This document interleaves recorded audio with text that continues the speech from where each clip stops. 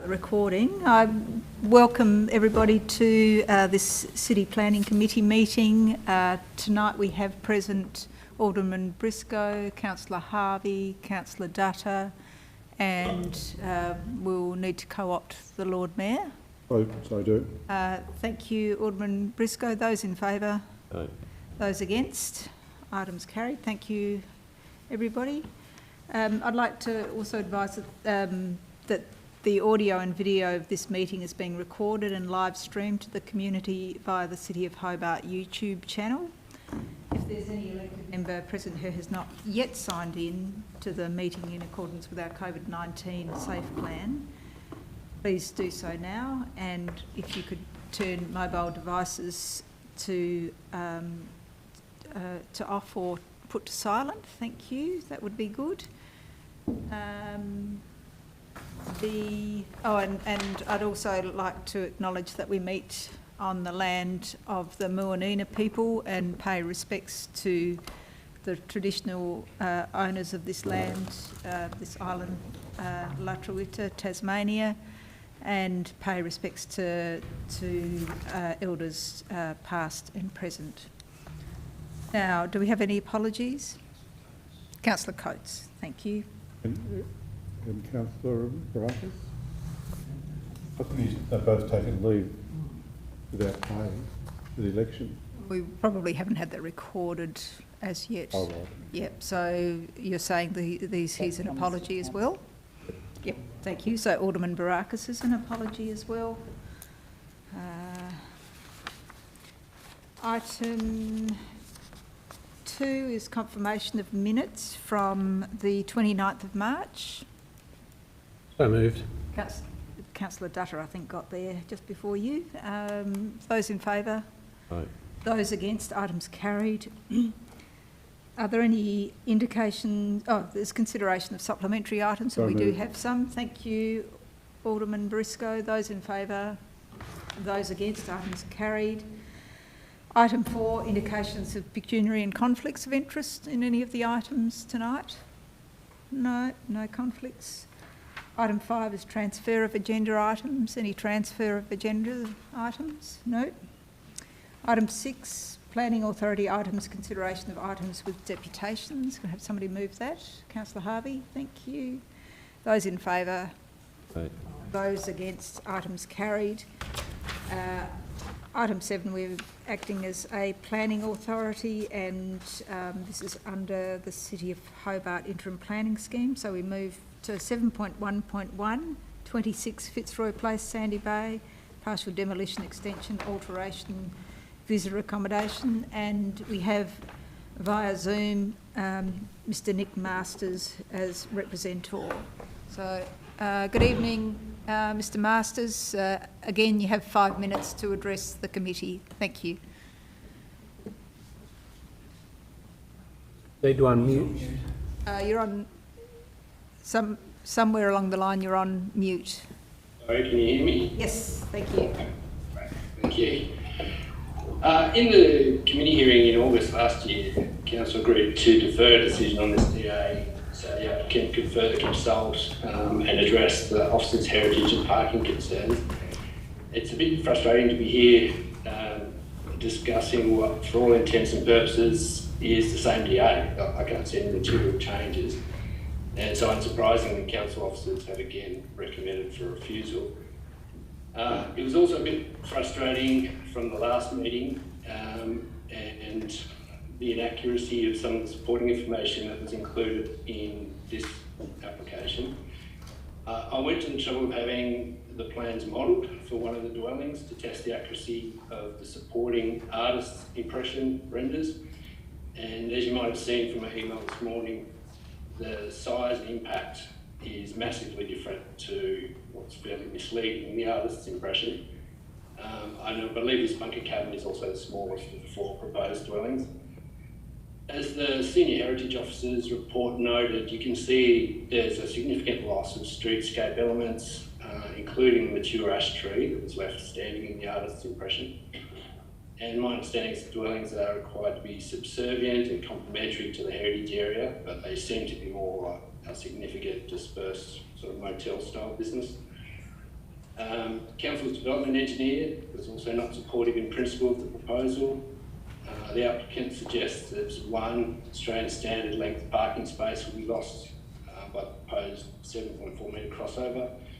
I visited Montgomery Court on a number of days, and in reality there's like 4 spaces lost, including the small space opposite that was occupied every day. And that's a loss of 33% of all public parking spaces in Montgomery Court, and those spaces service 21 residences, and I think could be avoided with better internal parking solutions. The proposal means visitors would also have to back out into Montgomery Court, which will be 20 metres from the intersection with Regent Street. My understanding is 80 metres is the minimum requirement. And for anyone who's driven into Montgomery Court, there's very limited sight line coming downhill from Regent Street, and I think that's just a big safety issue, and they're going to be likely tourists, so not particularly I favour the local traffic. The Senior Heritage Officer's report is very clear that the proposal doesn't meet the interim planning scheme for a number of reasons. I believe the applicant could have made changes to address the previous concerns, but for some reason has chosen not to make any. Also in the previous meeting, and I believe in this DA, the applicant advised he received legal advice that the proposal was appropriate, though this wasn't included in the DA. And again, due to some frustration with the seeming inaccuracy of the proposal's supporting documents, I took the trouble and expense to have it assessed by one of Hobart's principal planning lawyers. I hope you had an opportunity to read Naomi Billett's advice, which was very clear that based on precedent and in her opinion, the proposal doesn't meet either heritage or traffic and access requirements of the scheme. Just in terms of relevance, I know previously and within the DA documents, the applicant has compared the impact of this proposal to a proposal he had approved under a previous planning scheme, as well as an approved development of 3 to 4 Montgomery Court. Clearly neither of these are relevant to assessing this application, but I'd just like to note, because I was involved, that the 3 to 4 Montgomery Court approved proposal was completely compliant. There was not one discretion triggered, unlike this proposal. So yeah, that's all I had to add, and I'd certainly support council officers and independent legal advice that as it stands, the proposal will be refused. Thanks, Mr Masters. Now I open it to the committee for questions if you have any. No questions? Thank you very much. I'll now call on Dermot Crean to come to the table. Thanks, Mr Crean. And if you could answer some of those concerns raised and perhaps tell us the scope of those changes that are otherwise not as apparent as might be. Thank you. Some slides to be made. Right, thank you. Start on the next slide, please. So thank you very much for your time. The matters decided, as far as I'm aware, from the Council's assessment are all heritage. 6 out of 10 have been satisfied and there are 4 left.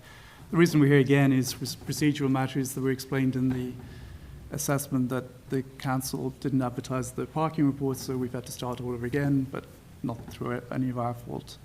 We wouldn't like to have to do this more than once. We are surprised with Mr Masters' sudden interest in heritage, but we're very welcoming that. The neighbours have had an interesting time on streetscape and things like that, so it's good that he's taking such a close interest for whatever reason that might be. There were a number of extravagant statements, but we'll leave all that to one side. So the reason we're here is talk about these heritage matters as far as I'm aware, because the parking isn't an issue. And we had an opinion from Andrew Walker, which we did give to the Council, and there was no further discussion or questions from the Council. So today I'd like to actually just draw out the points that were made by Andrew Walker, who's probably one of our most highly regarded legal advisors. So if we just go over the page, the site overview, we're talking about the buildings to the left-hand side alongside Regent Street onto Montgomery Court. They make up less than 6% of the land area in an area that's disused and not visible from the house. If you go on to the next slide, please. There's a hedge down the middle next to these solar panels. That's about 3 meters tall. So the whole idea of this is that you can't see it from the house or actually from the street if you include the Regent Street hedge and hedges that we're going to plant all the way along, because invisibility is the most important thing about these designs. So if you go on to the next slide, please. These were 3D renders provided by architects. We've had no involvement. They were dropped in at a moment's notice before the last CPC, and I've had nothing else to do with it. And they've been checked by 2 different surveyor firms, one of which was used by Nick Masters himself on 3 to 4 Montgomery, so don't see what else could have happened here. The next slide, please. Mr. Crean, do you mind just keeping Yes, your argument to... I don't have much time anyway, but I will. Heritage Precinct is about Fitzroy Place, as Andrew points out, not Montgomery Court, but obviously that's adjacent. On the next slide, the most important grant, I think, is this one. It comes in 2 parts. Basically, Andrew's opinion is that you need to show a loss of significant historic cultural heritage, and that hasn't been identified, before you move on to other matters. If you go on to the next slide, please. If you want to talk about design, it's all consistent with the Morris Nunn design from 2014, 2015. And the bottom one on the left is all about disabled access, and that's really important to get level access on a sloping site like this. So being DDA compliant, that's really important, and the design considerations really took those into account. Go to the next slide, please. This is height data, which you can read if you need to later.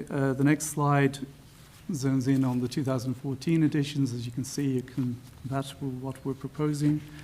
The next slide shows what was approved in 2014 with some amendments for heritage purposes, but we can get into that if you want. But the size, as you can see, is quite large.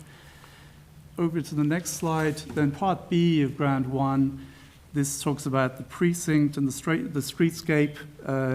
As Andrew points out, the relevant streetscape is Fitzroy Place. It's invisible in the precinct.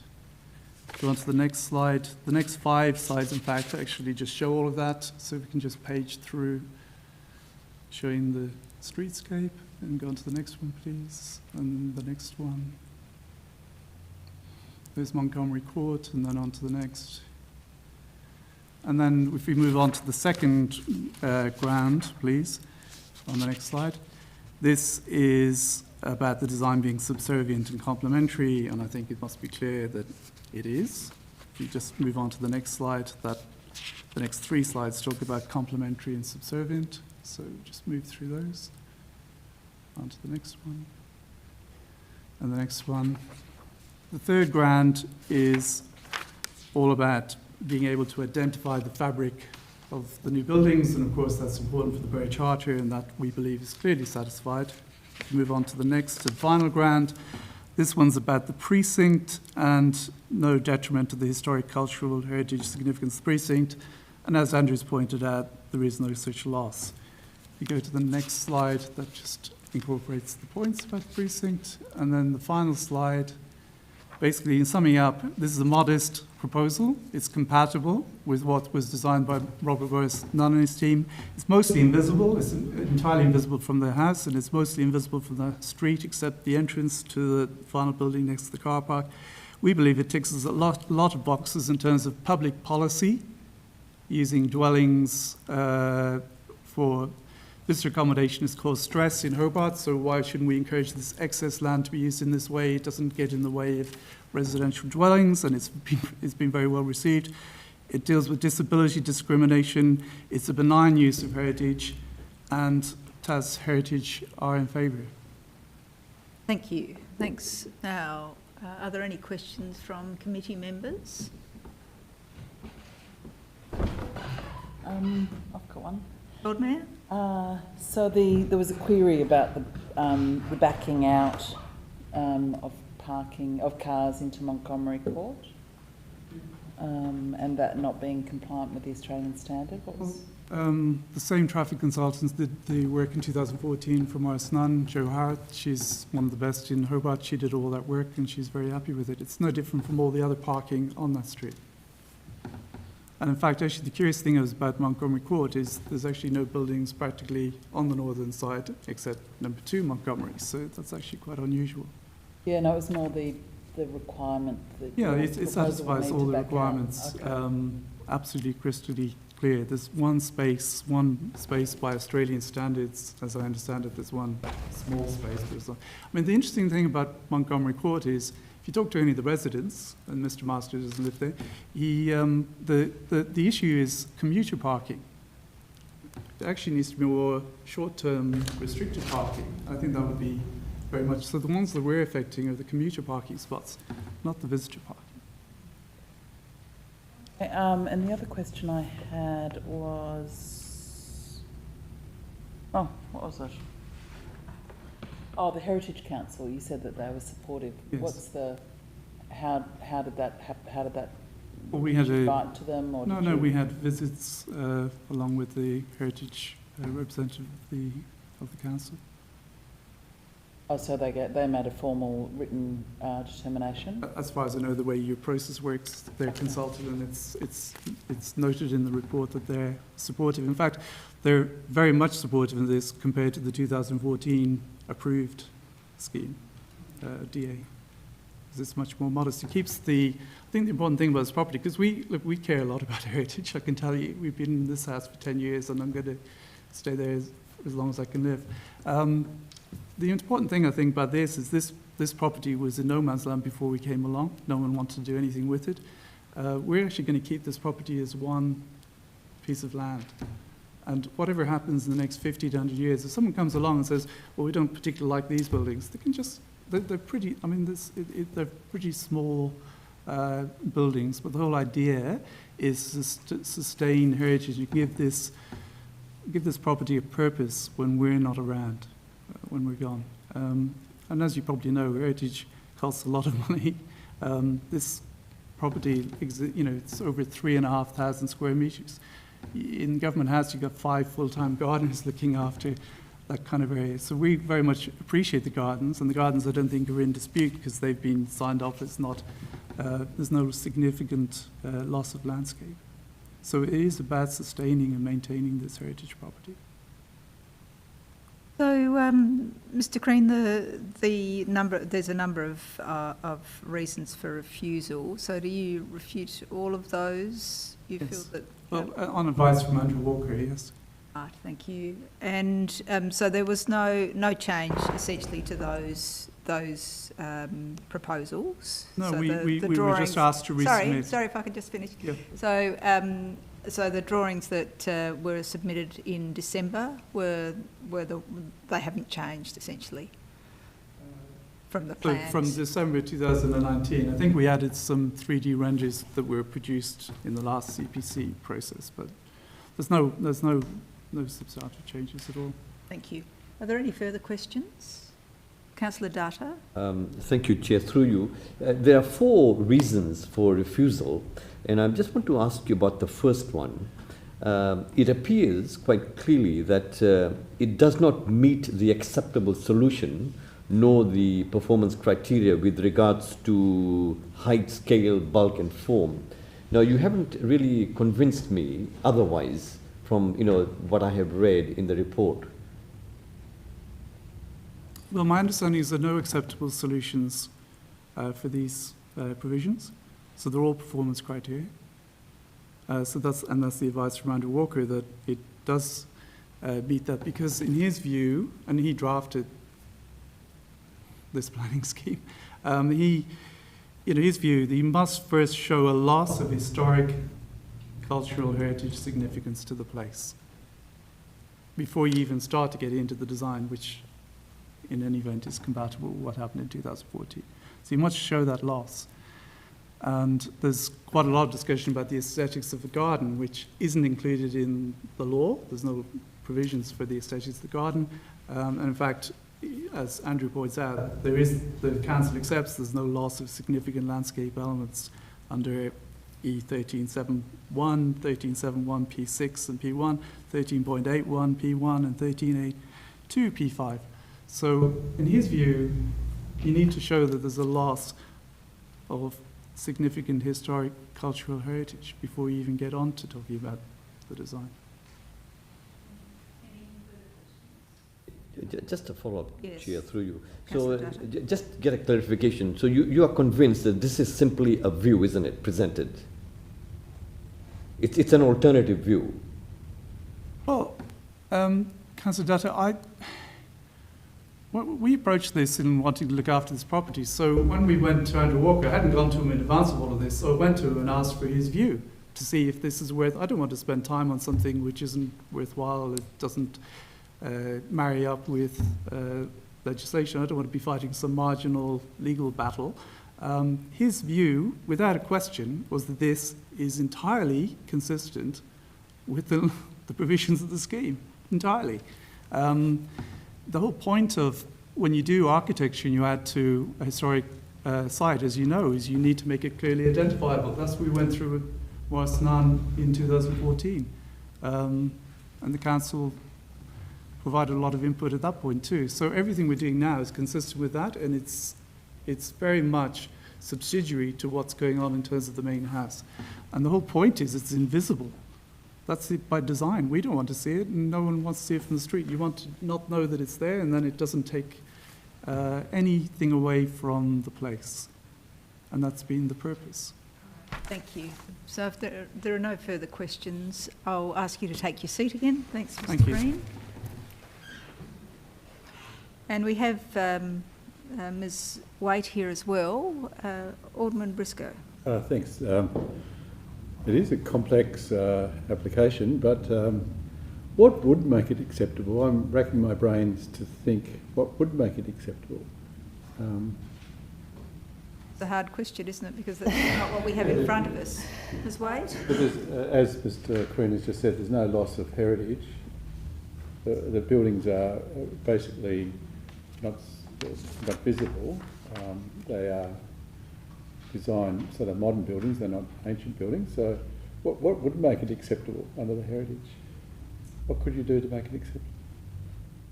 Well, through you, Chair, I guess I haven't turned my mind to what exactly might be an acceptable solution here for this particular site.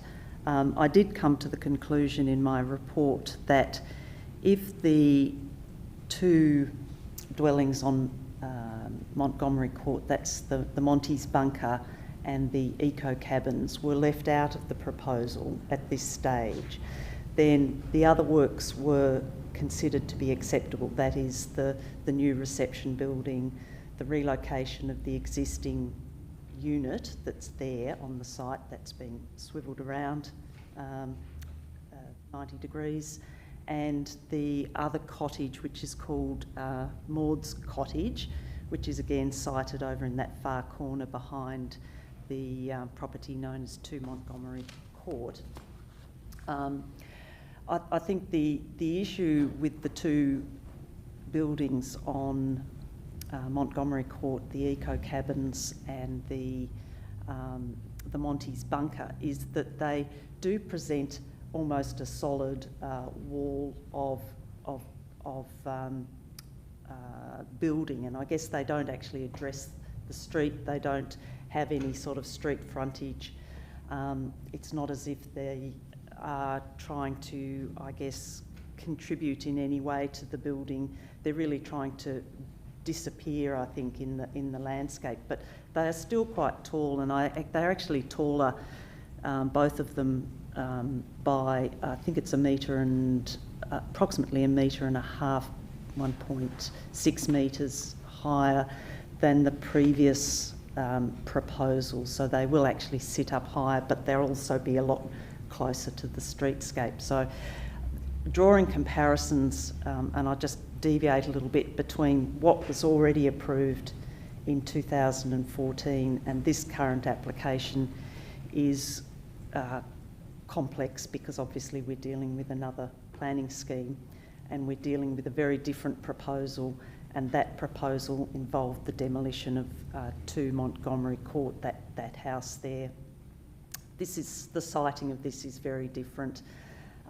So I guess to draw a comparison between the two is problematic, but what the solution is, I don't know. And I think one of the problems is that with this proposal is it is a little bit ad hoc, and I'm not quite sure what the intent is apart from these disparate little accommodation dwellings on the site that really don't kind of relate in siting or reference the Bishop's Court building in any way. Further questions? Councillor Harvey. Yeah, through you, Chair, could I please get a comment on the Heritage Council's decision and how that differs to your views? Through you, Chair, I haven't seen the decision, but my understanding is that Heritage Council's listing is particular to the building of the Bishop's Court house and relates less to the matters that we take into consideration in our assessments, which is the wider setting and streetscape views and the understanding of the buildings sitting within a garden setting. So what they will be looking at this is my interpretation of what they would have done, and I may be correct, but I may not be, but my understanding is that they generally look at the physical impacts on the listed buildings. Further questions? And just Councillor Harvey. in relation to the existing development, like on the corner of Fitzroy and Anthill, that's slightly visible, and there's a strategic bit of bush that's cut out so you can actually see a corner. Is that not already sort of setting the pattern for this development, that there's minor views of the proposal? Chair, can I just clarify, do you mean the extension onto the schoolhouse building? Yes, because that is visible slightly from the street, even to the point where some vegetation is, trimmed to give a glimpse of a dark corner. Yes, yes, it is slightly visible. So that was approved under the previous application, the 2014 application under the previous planning scheme. And the rest of that application didn't proceed? Sorry, there was... the other cabin? There were the cabins down the slope didn't proceed. Sorry, they were accommodation units, but there was some landscaping and some incidental works associated with that did proceed. And how do you view, one more final question, thanks Chair, how do you view whenever I walk past, I look over the fence and I see the solar array, which I don't quite understand. How do you view that as a component of the heritage values of the curtilage of this property? I mean, it's existing, so I guess it's, not part of the question here. But I look at that and I see that being a bit more of a imposition on the curtilage. Wait. Yes, through you, Chair. I guess it's a very different design proposition in that it is, I would need to give some thought to it, but it is potentially something that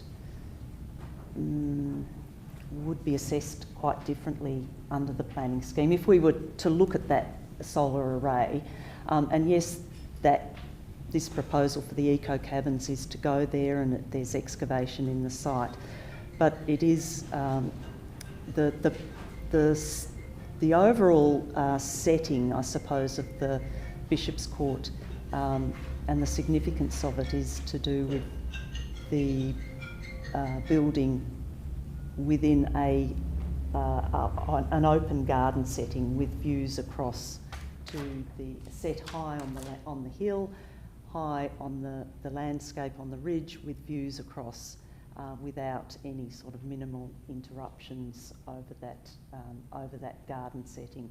So while the garden setting per se and whatever elements might be in it aren't significant, it is that open,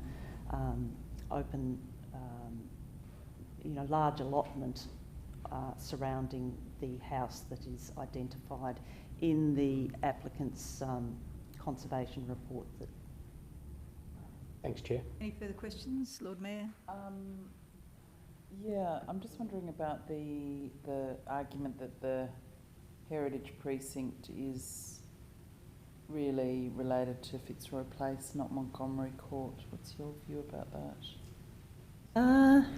Through you, Chair, the statements of significance relate to, and I'll just read it out to you, are quite specific in that they say this precinct is significant for the Victorian houses set on large allotments, demonstrating the second major phase of development on the precinct. So Bishop's Court is set on a large allotment. This proposal will be some incremental but subtle erosion of that large allotment, and so therefore when assessed against the provisions, will it result in detriment, then yes, it will be that gradual erosion of that large allotment. Right, now we don't have a motion before us. Can I ask one more question? Yes, about how this property, this is a maybe general question to maybe the director might want to chime in as well, but from a heritage perspective, how would you rank this property in the national perspective? Like, I see this as one of the most significant homes in Hobart, one of the most. There's quite a number. How would it be perceived as an example of heritage statewide and nationally? Is it up there with the top, buildings in the country sort of thing? I know it's hard to put it into a league table of historical houses, but from a significance perspective, what's its ranking, if there's such a thing, Through you, Chair. Well, certainly it's identified on the Tasmanian Heritage Register, so it's got state significance. It is probably one of the more prominent and significant properties in Hobart. Its social history and the fact that it still has a large land holding associated with it is really quite significant. We've seen that gradual erosion of a lot of properties, Victorian and early Georgian properties in Hobart. How it relates to national significance, I probably couldn't answer that. Thank you. Sorry, just to clarify again, so the bulk that you're concerned about is how you would view these extra cabins if you were walking or driving up Regent Street, or is it as you're walking along Montgomery Street? Because the argument by the proponent is that you won't see it from Fitzroy Place. Through you, Chair. Yes, so the any assessment and consideration of a proposal needs to be separated, I guess, from what may be existing vegetation or proposed vegetation, because that is, I guess, you call it something that's relatively transient and may be there, it may not be there. Any construction is going to be there much longer than any vegetation.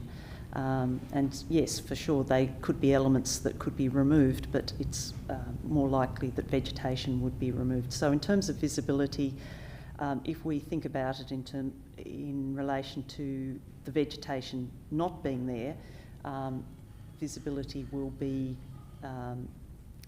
from Regent Street and along Montgomery Court. So normally if you were sort of driving up Regent Street, you would be able to see the actual house, the place of significance. And then these proposals would sort of get in the way if the hedge was removed. Through you, Chair. So certainly up Regent Street, it's actually really hard to. I think one of the problems is that I guess the artist's impressions that have been lodged don't really give us a very clear picture because of the angles that are being used, very wide angles.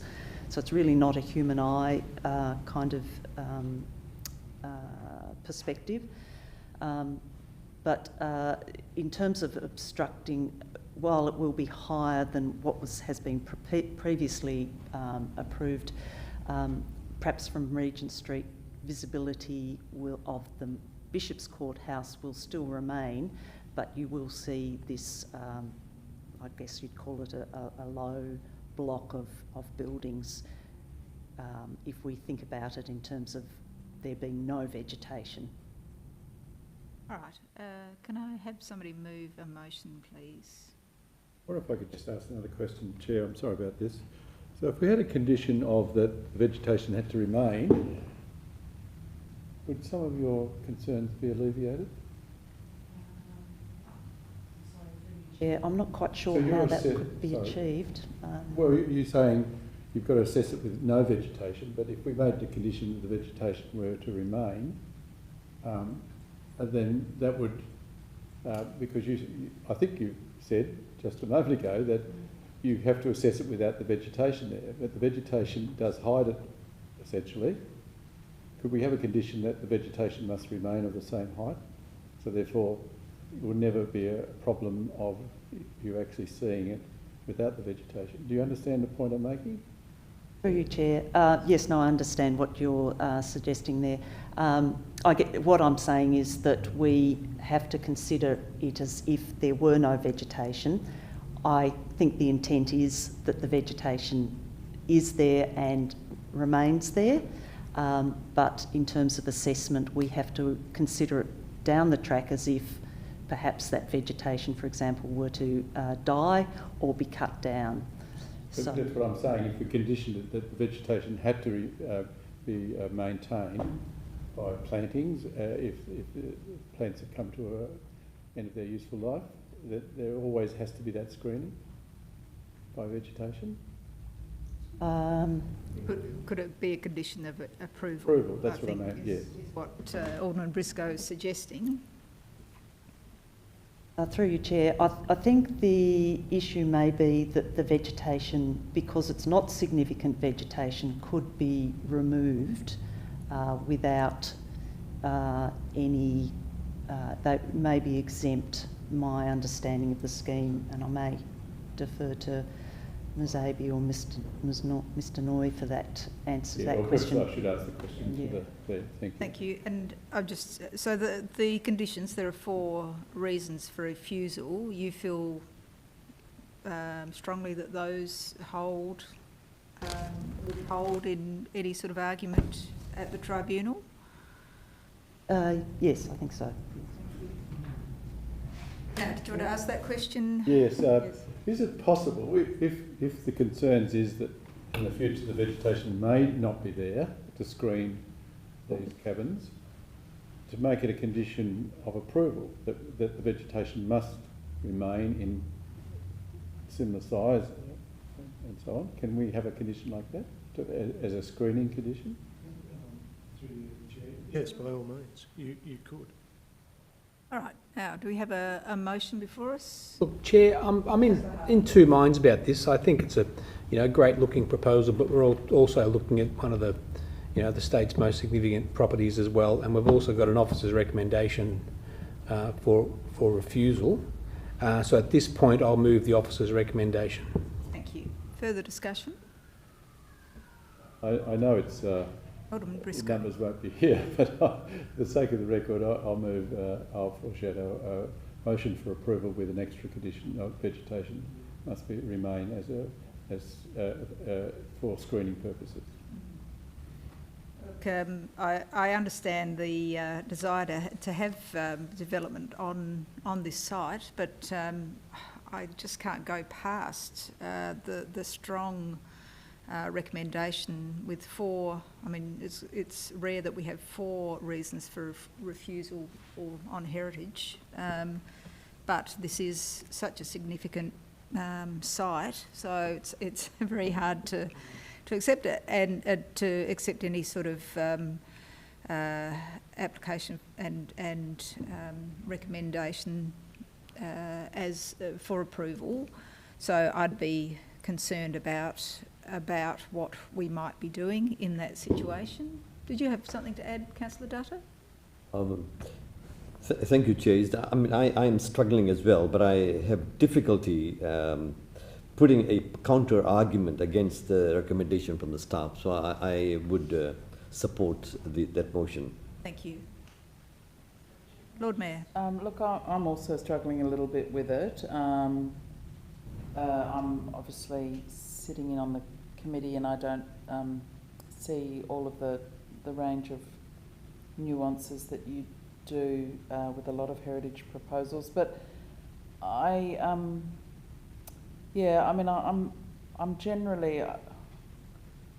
generally feel that if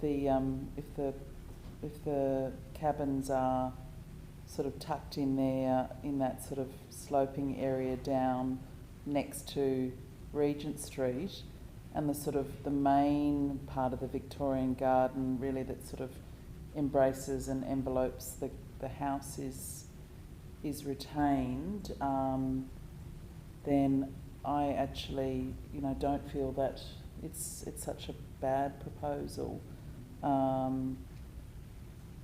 But yeah, so at this stage I might vote against the recommendation, but I've got it is a very fine line for me, and I'll do a bit more research before I go to before it goes to council. And perhaps, Lord Mayor, if there weren't the Maud's cottage and the bunker, that you might find it more palatable. No, I'm saying I think it's because Maud's cottage and the bunker seem to be going where the solar panels currently are, which I don't think are particularly. I mean, yes, they're less bulky, but the view from the street, if the vegetation is maintained, I'm a little bit unsure about the traffic issues, and I'm concerned about the Australian standard matter. But I actually, I'm persuaded by the fact that the Heritage Council is fairly comfortable. I'm persuaded by the fact that it's really affecting an area that's quite removed from the heritage precinct. It's sort of tucked down at Montgomery Court, which is quite a different situation, and it just feels like the main part of the garden that really is significant is not actually being impacted, because it's all sort of being squeezed into that sort of bottom corner. So yeah, it's not straightforward, as most planning items aren't.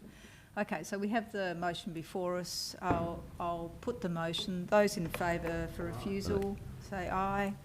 Aye. Those against? Show of hands. Those in favour? Councillor Harvey, Councillor Dutton, the Deputy Lord Mayor. Those against? Alderman Briscoe and the Lord Mayor. So that's carried, and that'll go to full council next Monday? Yep. All right, thank you. We move now to 7.1.4, 33 Mary Street, North Hobart Extension and Deck.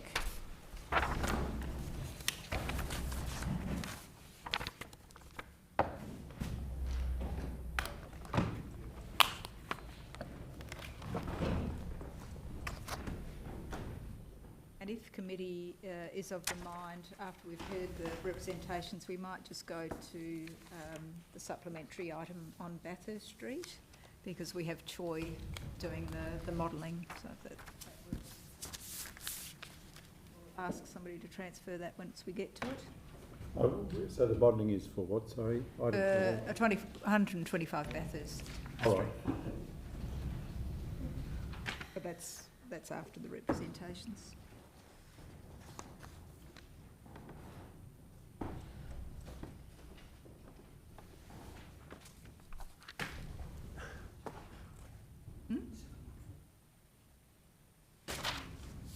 33 Mary Street? Yep, 7.1.4. So we've got Ms. Nairi Green. Oh, sorry. I thought you were going to be in the other room. My apologies. Please come forward, and you have 5 minutes to address the committee. Thank you. Okay. I live at number 35 Mary Street, which is co-joined to number 33, which is the property that has the development application in. I'm just going to speak to some of the points from my submission. Just starting off by saying that Diane Lane from Planning has dealt really comprehensively with the cultural and heritage issues, and her recommendation that the DA not be approved is very much in line with the residents' view. It also fits with the outcomes from the North Hobart community consultation, which looked at how residents saw the development of North Hobart in the future. I haven't spoken to the cultural and heritage because it's really comprehensively detailed in the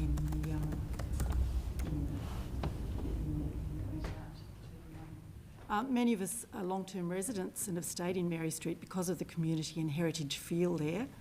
And just to encapsulate briefly before I go into my points, these development issues have caused a lot of distress for my family and my neighbours and community. This has been my home for 40 years. The peaceful enjoyment has been disrupted by anxiety caused by the developers' actions so far.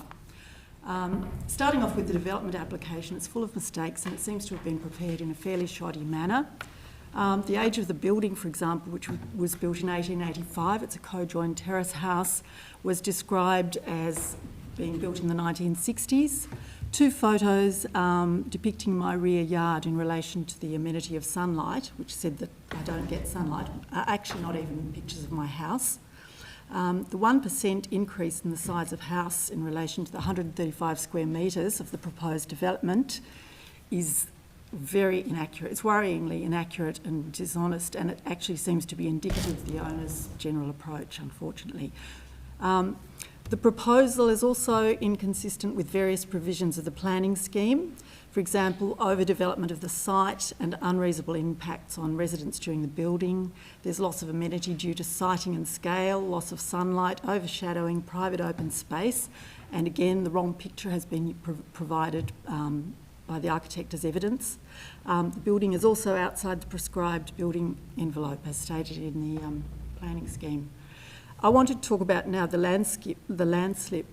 Mary Street and all of this area is classified by DPWE and confirmed by DPWE as landslip. And I'm just quoting here, landslide damage can be avoided when ground conditions are properly understood before construction proceeds. And in already developed areas, this understanding can be used to mitigate the hazard through various measures. So Mineral Resources Tasmania partnered with Hobart City Council and it's produced a landslide hazard map, and it used Hobart as a pilot study. Mary Street features very strongly on that, and you can look at that. And so the Australian-New Zealand standard defines risk in terms of consequence and likelihood.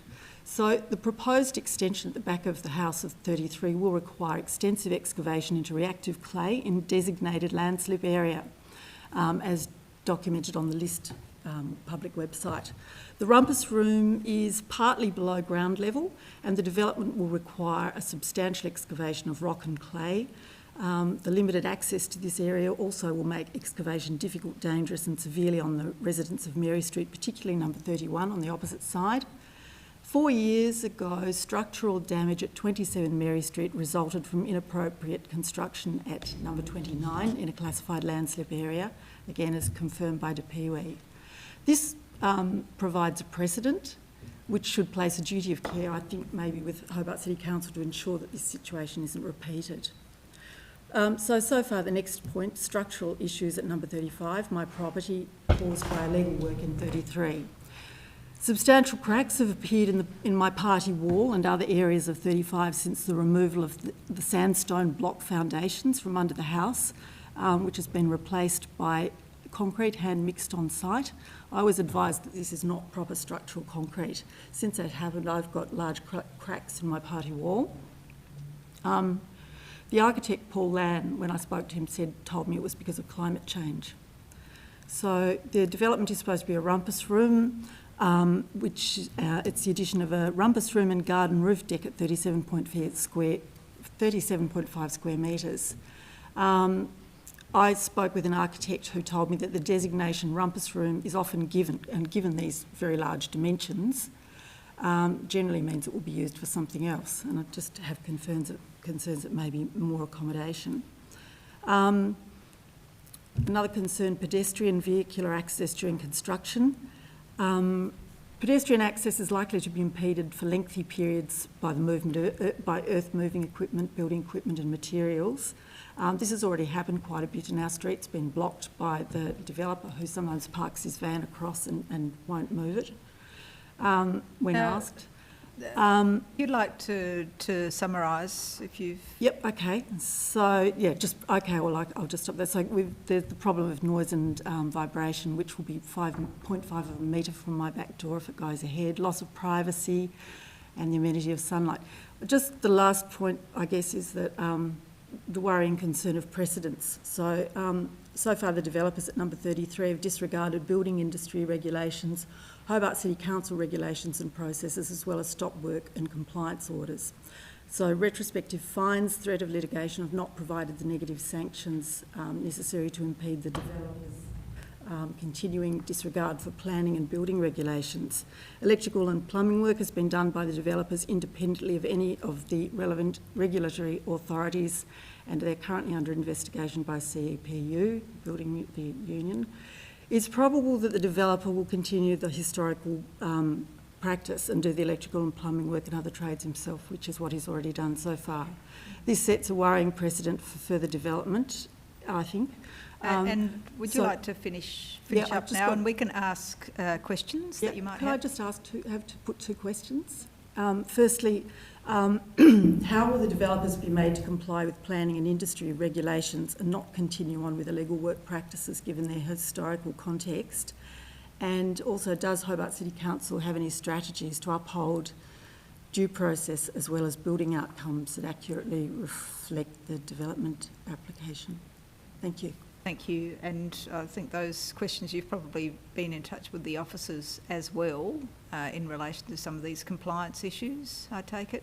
Yeah, yeah, not for a while though, yeah. Yeah, okay. Now, I'll throw it open to the committee for questions.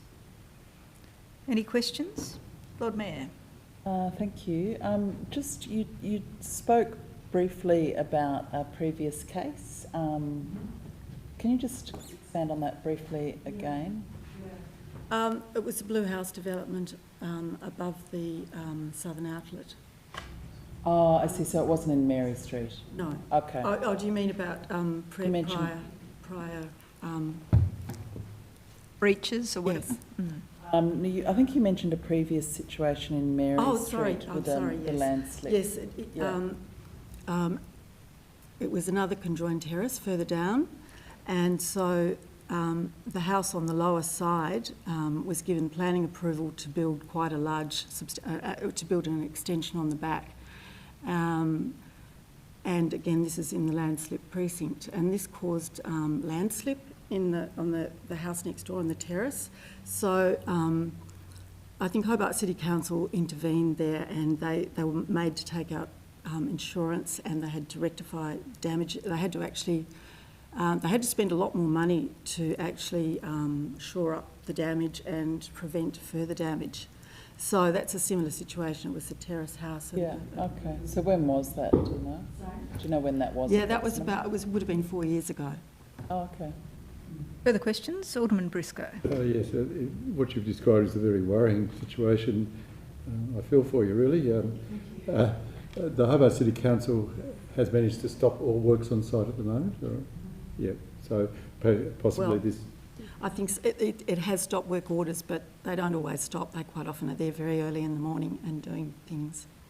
But this application is to try and, from the applicant's point of view, is to try and remedy the situation and give it a legal standing. So, yep, okay, thanks for that. Yeah. Councillor Harvey. There was a reference to the blue house. I didn't quite catch that. Did need clarification? Do you want me to speak to that? The one in Dunern Road, I think, was what you brought up in your representation. Sorry? What was the reference to the blue house? What was the purpose of that? It's the same. I think it's the same. It's on. You can look it up online. It's a blue house in Dunern. It's the same developer, same architect, I believe.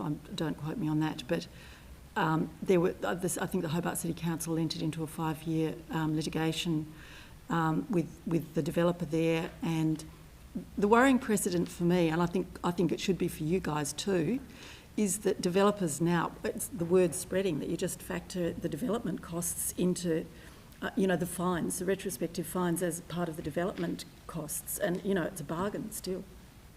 So I mean, my concern's not just for my house; it's just generally. I think it's further questions.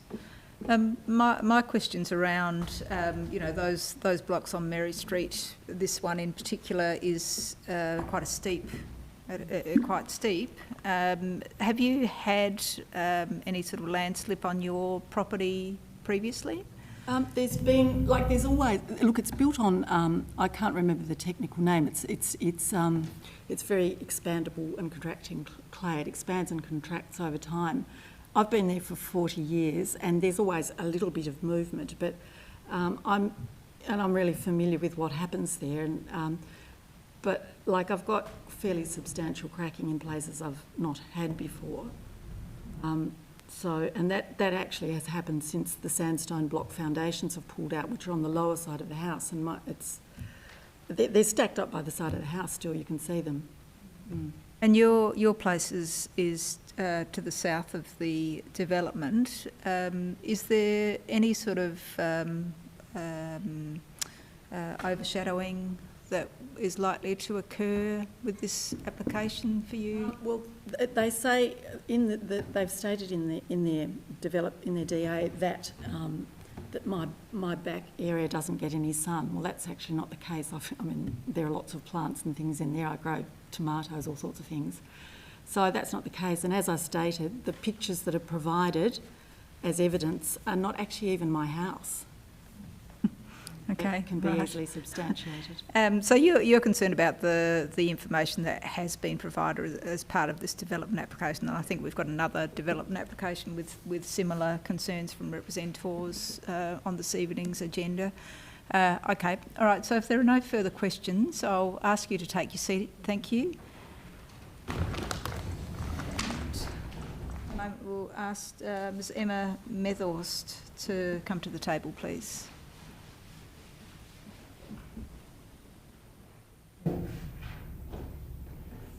Thank you. Right, if you can address some of the perhaps different concerns that you might have. My concerns are similar to Nari's, but I'd just like to say that I have an acquired brain injury and I'm quite nervous speaking to you, so I might stumble over my words. It affects my language, so forgive me. And my notes are very rudimentary and plain, so I think you'll find it easy to read between the lines here. I'm concerned about the historical,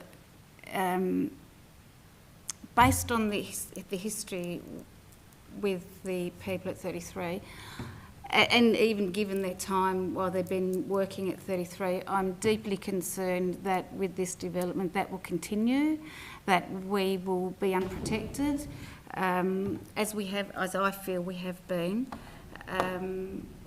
I'm concerned about the disruption that the works will cause. I'm concerned about the impact of the works on my quality of life, and longer term on the impact of my home of 22 years.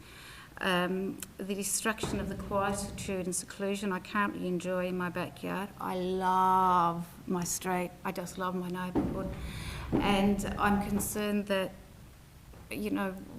with what potentially could happen, I just won't. I love coming home to my home after work. I love being in my yard with my little garden, but I'm concerned that I won't have that quietude because there'll be people peering, and I don't have that at the moment. Drainage is a big issue in Mary Street, and I'm on the downhill. I've written to council but not had a response quite some time ago. There's not been even guttering on 33. I've had a lot of movement in my house, a lot.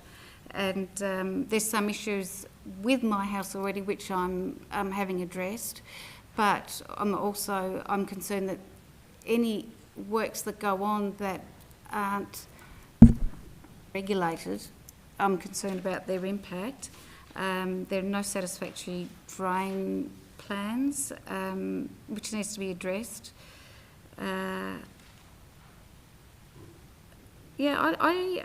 Look, ultimately, I've got all these notes here, but ultimately, I have no faith that the works will be carried out properly or with any adherence to any rules the council has, any structural, because that's what's happened already. And given the application's so dodgy, I think that's just wriggle room for them to do what they like. And that really bothers me because, you know, I'm a particularly law-abiding citizen and go to great effort to live by within my, and as most other people do, in the boundaries of what I'm required to do.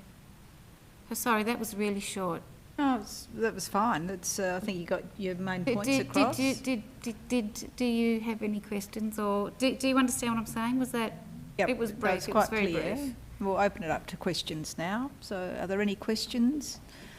I mean, my question is around, so do you think there's any overlooking that you're concerned about? Because you're next door neighbour. Yeah, given the size north. of the, I think the proposed rumpus room will take up half the backyard, so I will lose my privacy, my quietude.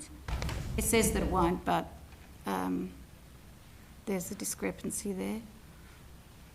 Okay, thank you. And there are stormwater issues. Yeah, look, there are Director- drainage issues in that area, and there, I think, from what I understand, there always have been. I spoke to a structural engineer about my property, and he said, look, the whole area, there's drainage issues here which haven't been addressed over time, which compound. So I'm concerned that if they're not addressed, if this goes ahead with 33 and the potential's very real, that it will further impact on my being down the bottom of the hill from Brown Street and behind, and then the impact from the next, from 33, will cause my home significant damage. Okay, thank you. And I don't feel particularly protected against that. If there are no further questions, could you take your seat again, please? Sure. Thank you. Thank you Thank very you. much.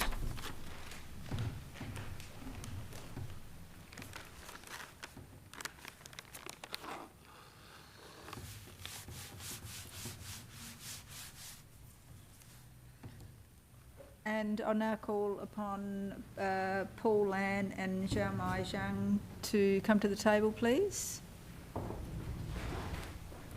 Hello. Thank you. Are you Paul or? Yeah, I am Paul Ann. Okay. Yep. Hello, Paul. Thank you.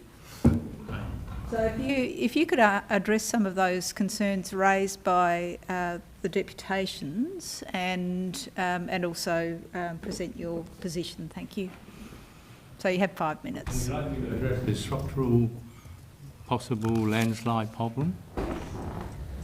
Well, we have done some soil tests at the front of the property. There is no indication of any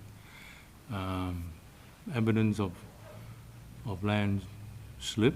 We did talk to the council and asking whether it is a landslip area, and the advice we're given is further away from there. Now, all these issues will be addressed at the building permit stage, where appropriate qualified person like structural and civil engineer will design whatever is necessary to cope with those conditions. So I felt that at this stage it is not an issue, and it will be addressed if ever it is one. Is that sufficient? Answer, yep. Anything else that you're going to add? In terms of the proposal, I guess we are asking the council to look at this as a balanced development. We are asking for council to approve a 38 square meter basement, virtually, rumpus room, with a roof garden on top. Now, addressing the heritage issue, because it's internalized, very much totally contained at the rear of the property, it certainly can be seen from the street, and nor from the neighbors. So the heritage value is retained by actually celebrating that wall, that rear wall, internally, featuring it. So it becomes a feature, in fact. So that in itself is actually valuing the heritage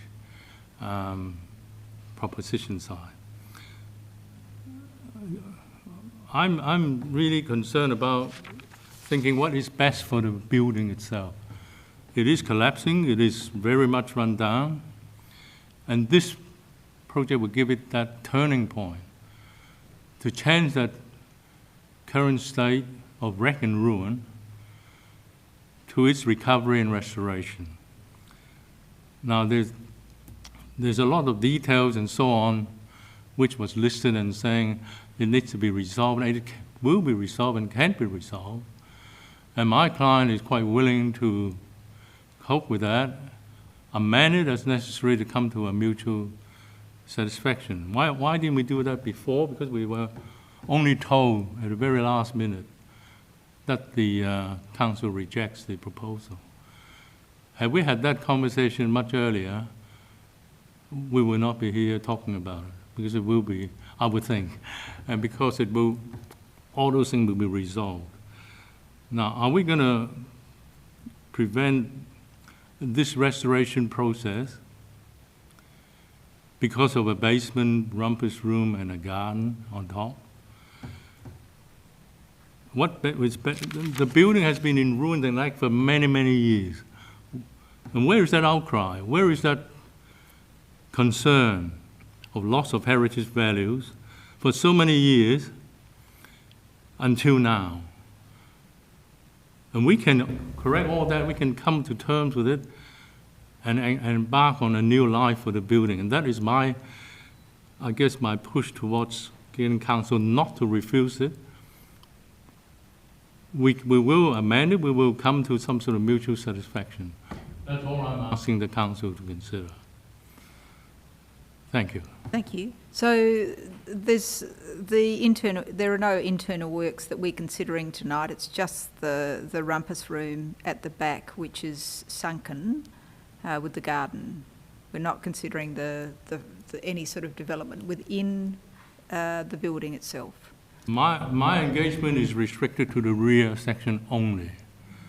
The application itself only refers to the rear section. Yep.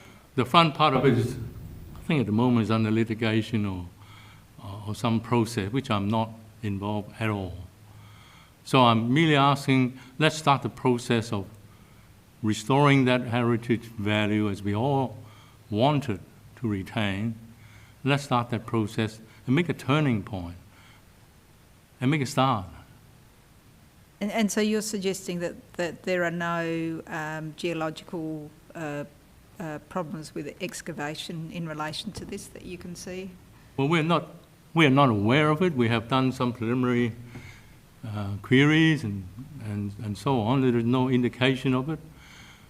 And we will be doing civil structural investigation. We've done some soil tests, and we have reports of that didn't say that there is. But of course, further down the road under the building permit application, that's when it will all be reviewed and investigated properly. Right, well, I'll ask that of the Director in a moment. Thank you. So are there any further questions of Mr. Lant? Alderman Briscoe. You suggested that you would modify it to, possibly modify it, you and your client, to modify it to address some of the concerns. Have you thought about withdrawing your application to be able to do that? We are open to any suggestion like that. We will amend. But what my clients say, they will not withdraw. All right. Well, as a planning committee, you're probably aware that we can't amend plans as a planning committee. We either send it away for mediation or defer it, but we can't amend your plans. It's up to you to amend your plans, not us. Well, I'm an understanding you can have amendment to a planning plan. Yes, but this planning committee hasn't got the right to amend your plans. Yeah, okay, thanks. Okay, further questions? If no further questions, if you'd like to take your seat. Thank you very much. So we have before us a recommendation for refusal. I think it's very clear cut, Chair. I will move the officer's recommendation. Thank you, Alderman Briscoe. Chair, Councillor Harvey. through you to the Director, is the property currently occupied? It doesn't have an occupancy certificate. That's based on the works done at the front. It's based on the enforcement proceedings that we've run. Yeah. Nothing to do with this. Is that the answer, though? I mean, is it occupied? It shouldn't be, right. And I'm not aware that it is. And a question around the civil structural investigation. When should that be done? I mean, should that not be considered with this application? Well, Mr. Lamb is correct in that it isn't within a land instability area that is recognised by council. There is an area within close vicinity of this location that it is has instability issues and controlled by the relevant code. But this location, this property, is not within that zone. Further questions or discussion? No. Well, one more question. Can this be resolved, and how would it be resolved? What's the process that would need to happen to resolve this, for the neighbours as well as the proponent, with regard to the rear of the house only, because we've still got issues with the front? Yeah, I mean, I think there's certainly been ongoing issues with building activity that hasn't got any approval and with substantial time. But in relation to the extension, I'd be guided to some degree on heritage concerns by this line. Do you want to add anything, Ms. Wade?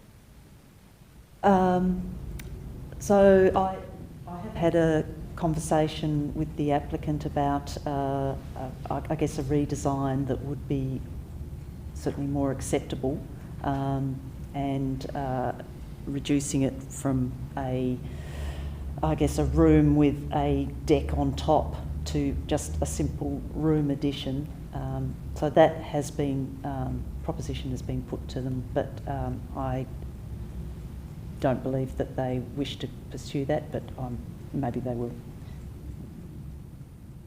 It's a shame to see conflict in a neighbourhood, but it sounds like that's occurring at the moment with previous any sort of previous works. Okay, so we have the motion before us. I'll put that. Those in favour for refusal, say aye. Aye. Those against? Items carried unanimously, and that will go to full council next Monday. Now move to supplementary item 13, 19 Ridgeway Road, Ridgeway. And we have Mr. Phil Madsen and Ms. Gabby Makota. That's okay, but Phil's here as well.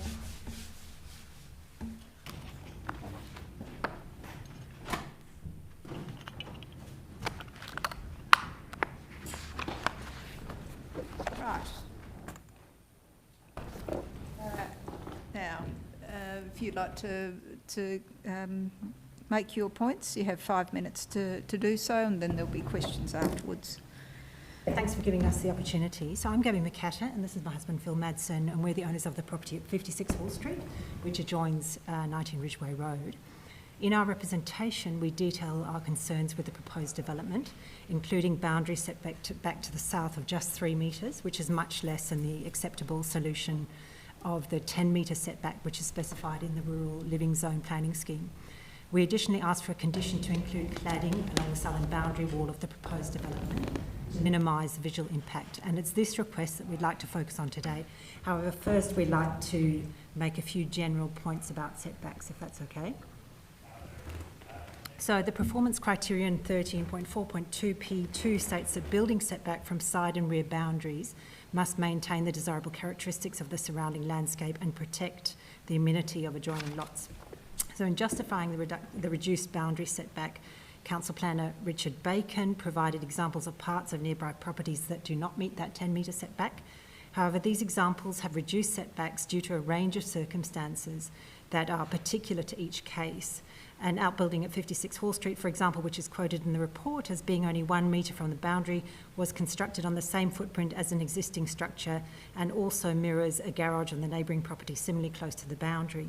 And a recently constructed house at 58 Hall Street has reduced side boundary setbacks due to the narrowness of that particular block, which was not sufficient to enable a dwelling to be constructed and also maintain the 10-metre setback. I could bring several other examples and explain them, but there's not time for that. Conversely, however, at 19 Ridgeway Road, which is the property under question, there is ample space to extend without coming within the 3-metre boundary. It's only preferred design, which is ultimately discretionary, which requires this. So ultimately, the examples mentioned in the report should not be used to justify a carte blanche reduction in boundary setbacks. Each case is unique.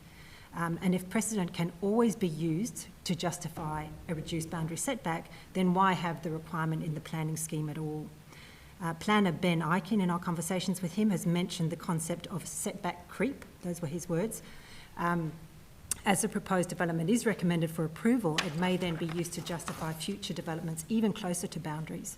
This is setback creep, and it's leading to the suburbanisation of this semi-rural area. There's no doubt about that. We are there, we're living, we're seeing that happening.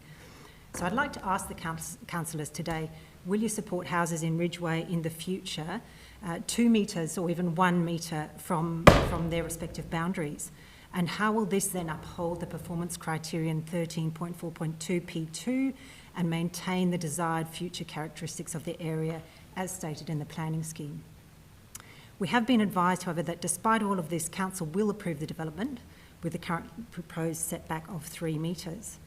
Therefore, we'd like to move on to a discussion about the undoubted visual impact and how best to ameliorate this. So to the visual impact, the report by the Council Planning Officer Richard Bacon does acknowledge this visual impact. He says the combined length of the proposed structures would be substantial at 34.1 metres. The building height would be up to 4 metres for the main building. The report also acknowledges concern at the combined length of the walls and structures and the small 3-metre setback of the main building given its height and bulk. So Richard Bacon here has provided an opinion, and it's just that. It's a subjective opinion that the visual impact will not be unduly significant. We're here today to tell you that this is a structure that will have a very large visual impact when viewed from our property and other properties to the south of it. The proposed structure is, with respect, a tall, featureless, long black box, 3 metres from our boundary. And being black, it will be very prominent and very solid indeed. I don't know if anyone saw the submarine that was parked outside IMAS a couple of weeks ago. I took my son to see it. Imagine that black, featureless, long construction and windowless thing parked 3 metres to the north of your fence forever. That's what we'll be faced with. So what we requested in our representation is that a timber or similar cladding be applied to the southern wall of the extension. So currently the house at 19 Ridgeway Road does have a vertical board timber cladding on the western side of the dwelling, and that will weather to silver. And this same cladding could be applied to the southern wall as well, and in doing so that would substantially ameliorate the visual impact and would blend with existing features like the current wooden fence. We cannot ameliorate the visual impact from our side of the fence by planting shrubs or small trees because there are existing large trees and we can't plant underneath them for bushfire safety reasons.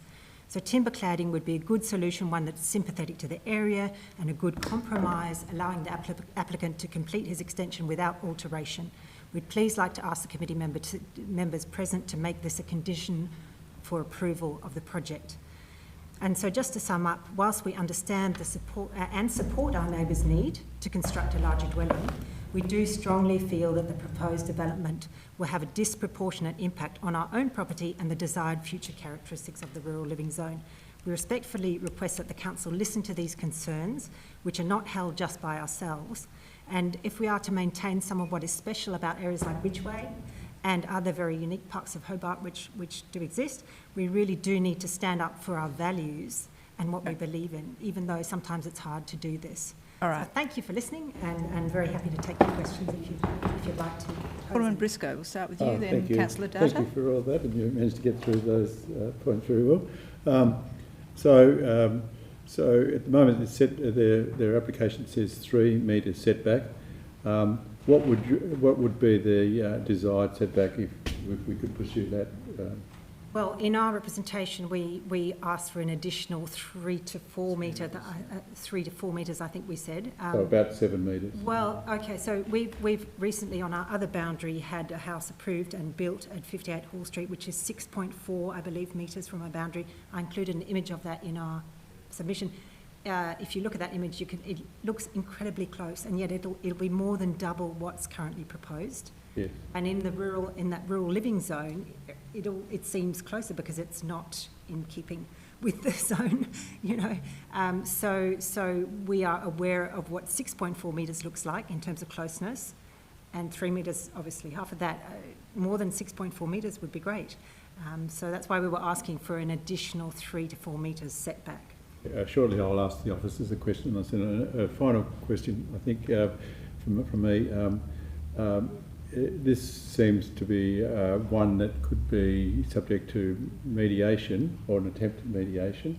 Would you be willing to enter into mediation with the applicant? We've probably had some difficult issues, I guess. I mean, obviously it would be preferable for neighbours to be able to talk about these things, but yeah, there's been some really unfortunate. Well, and we have a Ridgeway Facebook page, which is a wonderful resource for our community, and an email list. And very unfortunately, there's been a campaign of intimidation and frankly trolling against us carried out on that for having made a representation against this house. So despite all that, I'd really be willing to do mediation, but I'm just saying that those things exist already, It would be unfortunately. mediation, probably helped by the council officers. Yeah. Yeah. Thank you. Expiry date's 20th of June, so that's... There's plenty of time. No, it goes to council on the 26th of April. Councillor Data. Thank you, Chair. Just one question. It appears to me that you'd be quite amenable for this to go ahead, provided there is a condition for timber cladding. Is that?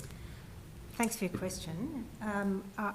Well, we've stated what we would prefer, but from what I understand, the council's already... It's recommended for approval. Exactly, that they've recommended to approve it at the 3 metre setback, which is not ideal for us, but we are willing to compromise, and we feel that in what I've said today, what we've said today, that offers a compromise. However, you know... We still probably do feel that this is something that's going to detract from the open space, and this dwelling or this proposed extension really does set a precedent in terms of a dwelling that really occupies the whole width of the block, and it's really a substantial, progression, I guess, in terms of suburbanising the area. So, yeah, I'd say we do have general concerns from that perspective, but we're also probably realistic about what is achievable. Yeah. Just one of the representatives I noticed was concerned about the 12 large mature native trees. Yes. Oh, right, that's yours. So, I'm just wondering whether, and your proposed arborist report suggests that the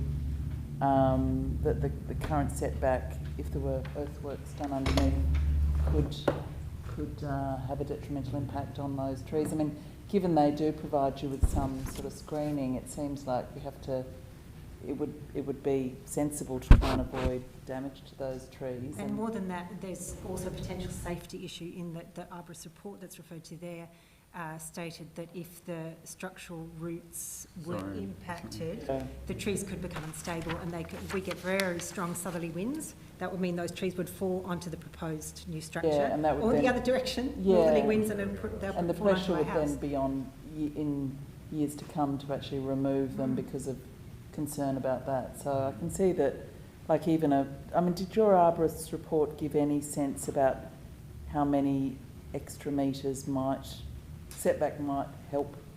I understand that the proponent has worked with one of the council officers, with the and maybe one of the council officers was it the environmental planning officer? So so there's a report there that's been prepared by the environmental officer, and there have been some adjustments made, but that does not include a change in the setback. Okay. And just on that point, it wasn't clear to us from the report that's on the agenda what that actually meant in terms of the change to building.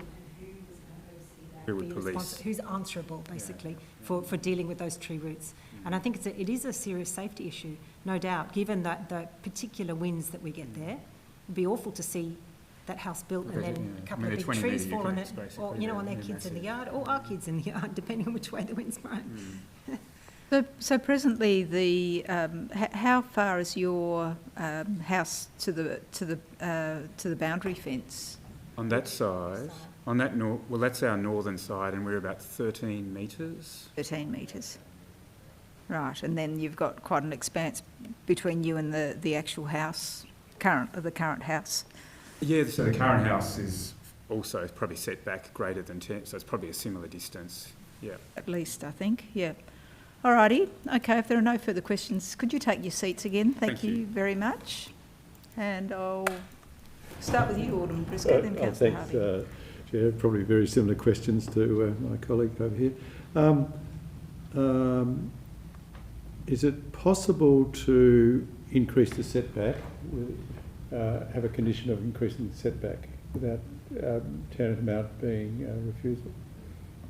I think it would be, well, it's a question of degree, but if you're talking metres, then that's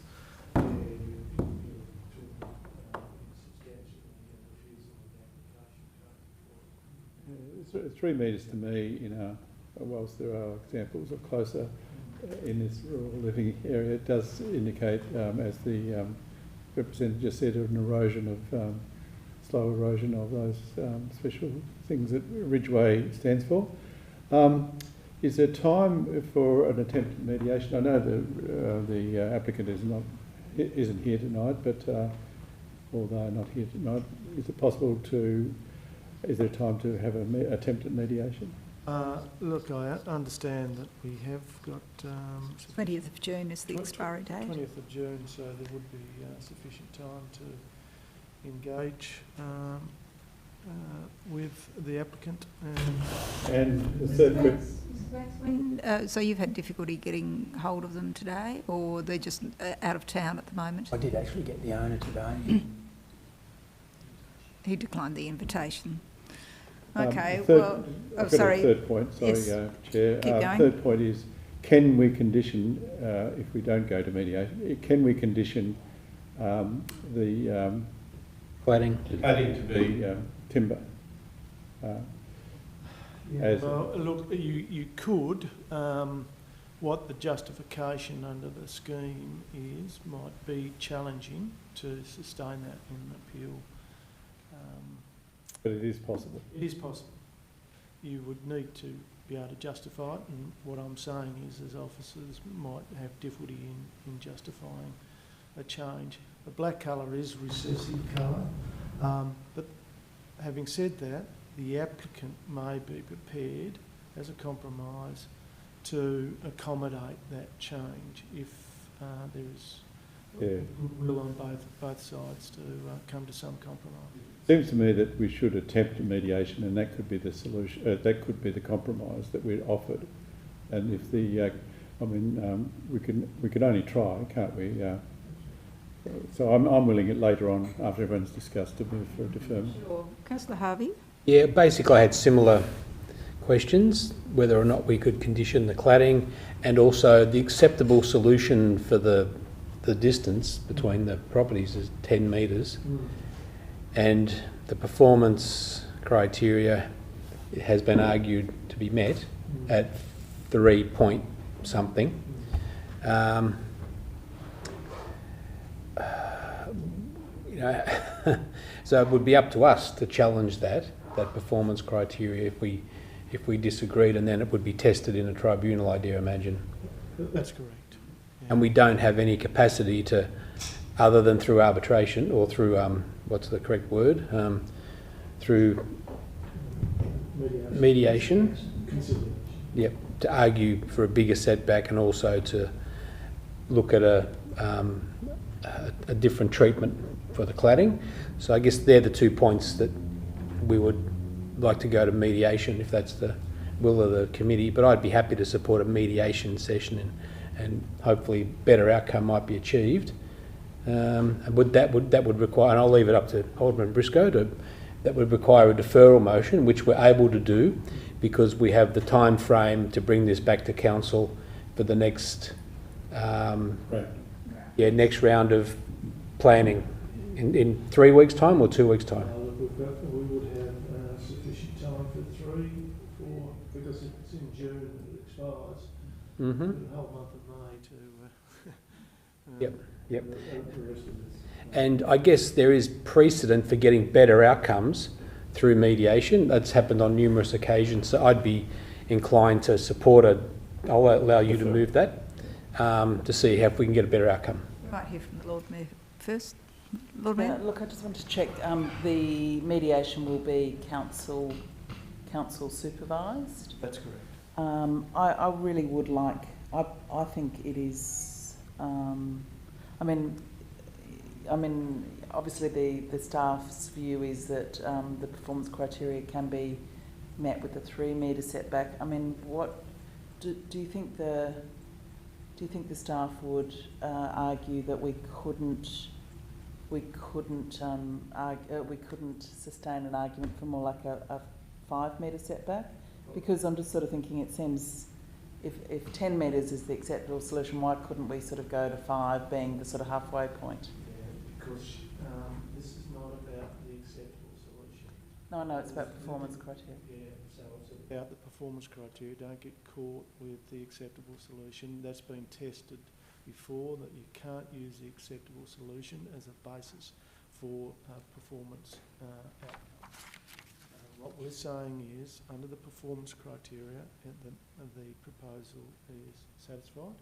I mean, clearly you've got a right as elected members to not share that view and indicate that it doesn't satisfy those performance criteria, but the acceptable solution should not be a measuring stick as to its compliance with the performance criteria. Yeah, I mean, I would like us to ensure that the mediation does discuss a more generous setback, because I do feel that the tree issue is one that will just end up causing us many more headaches, and including ourselves, but more importantly the applicant and the neighbours, because I can just see that that kind of setback will really get in the way, and there'll be all sorts of pressure to actually remove them because of other sort of fire provisions and overhanging. I've seen it before, and I just think having that little bit more generosity with the setback could avoid all of those future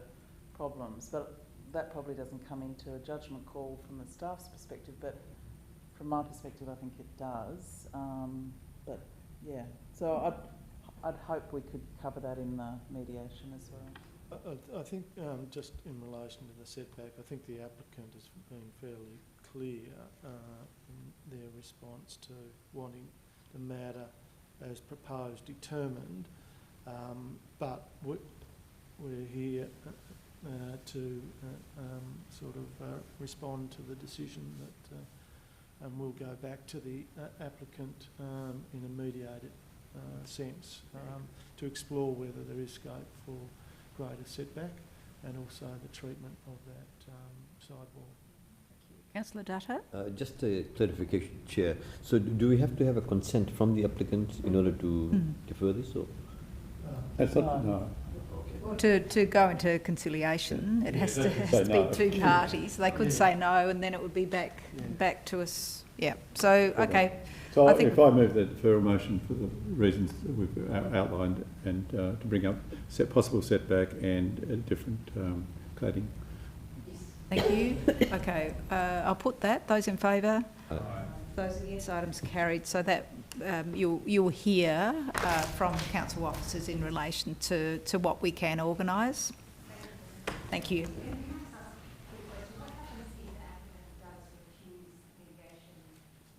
Well, it will probably be on this agenda, or like this council agenda, or the following, a subsequent agenda item. It'll come back to this committee at the next available meeting. Thank you. All right. With the committee's indulgence, we'll move to supplementary item 12, 125 Bathurst Street. I have a motion for that, please.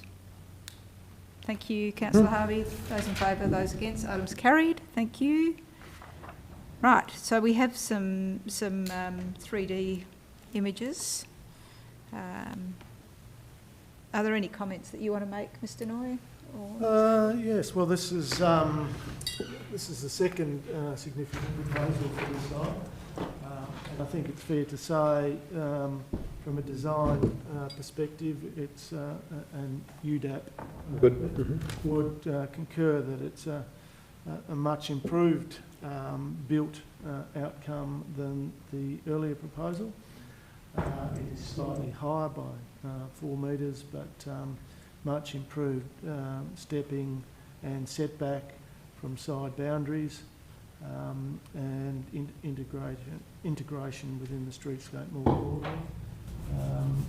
So it's well considered in the officers' views, and certainly by the Urban Design Advisory Panel. So I had to follow those new amendments to do with intercity living apartments. This is not. This is a hotel. Oh, have to. Troy, could you drop down to the street a bit? So I'd like to get a perspective looking at this proposal and the commons. So if you swing across to the right side of the street. Before you do, Troy, can we just go back across the road to the library? Yeah, this incorporates the recently approved apartment block in Murray Street, so it gives you some context. Which is not yet built. No, you take that out, and in the background is the 90 Melville Street, I think, is the address. On the L.K.&D Woodyard again, they've started. Been built. At least they've started there. Yes, yes. So they have. We have them all together. Yeah, all together. Joy. Yep. Really filling in the the blocks. Yes. So if you can have a look at the.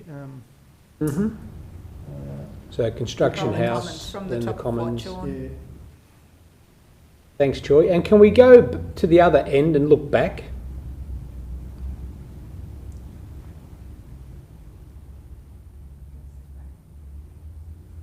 A bit closer. Move down the street, thanks, Joy, and at street level. So you see that in the context with the commons on the right and 90 Melville Street on the left. So this isn't a solar, or this part of the street isn't solar penetration. No priority street, no. Should we be thinking of that with increased residential developments? Or this is not residential, No. but the commons is. Yeah. Is it something that we should revisit, Well, or we will as part of the precinct plan? With it being outside the amenity building envelope, that access to sunlight is addressed, and the officers' views are that it's, while there is some impact in the middle of winter, that it's not unreasonable.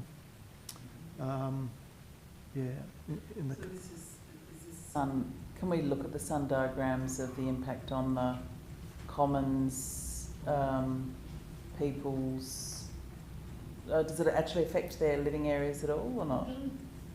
So, but Choy will Seems be a long able way to. away from there. Yeah, Choy will be able to. Maybe in winter or. Yeah. So is this 3 times the height that it should be? So it's meant to be 11 metres, isn't it? 15, I think, is the allowed height. But under the woolly stuff, what are the woolly height regs, this fits? Yes, it would be 45 maximum. Mm. So when we approved the original one, what was the reason given for it being three times the height limit of the area at that stage? Was it just, 2 times, okay. 2 times. It was within the building amenity envelope. Ah, okay. I think they were very careful. So, Choy, what time? That's 4 yeah. So we've got. That's also modelling the other 2 buildings, the Harrington Street apartments and the Melville Street apartments in blue. That's correct. Okay. And Murray Street. And Murray Street, yes. Although that's hidden behind, isn't it? So, And the Commons. And the Commons. So that's it, hitting the Commons. Yep. Commons is shedding that purple. Ah, yeah. So the green one is the proposed development site. It's hitting the Commons at middle of winter at 12 noon, and then it comes and it clears that by. And I'm not sure, it's probably fairly low on that street level too. Okay, so not necessarily, we can't see whether it covers the entire building or just the bottom. Oh, it just looks like the bottom. Yeah, it just part. looks like the bottom.